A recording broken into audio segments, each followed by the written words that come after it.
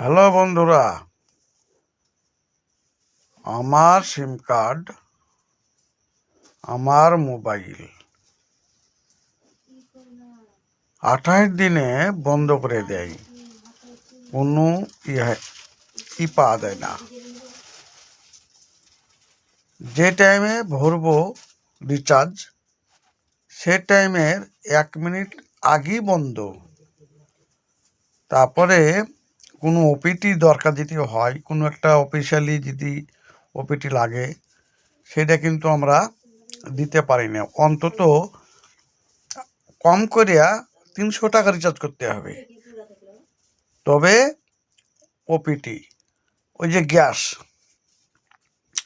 একটা গরিব মানুষের গ্যাস আছে, 1000 টাকা গ্যাস কিনতে হবে, আর রিচার্জ করতে হবে কমসে কম 300 টাকা লাগবে।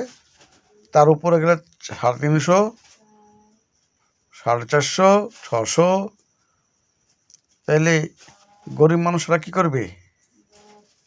আপনারা আমার এই যে ভিডিওটা যাবে, আপনারা প্রচুর পরিমাণে শেয়ার করে দিবেন।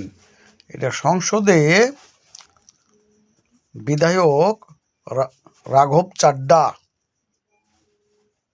কথাটা তুলেছে। মোবাইল কোম্পানির এতেই বহু বিধায়ক আছে, তা তুলতে পারছে না।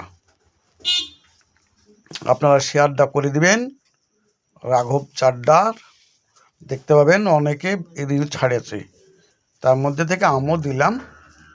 শেয়ারটা প্রচুরভাবে করবেন। আমাদের মোবাইল, আমাদেরই সিম কার্ড, কোম্পানির না।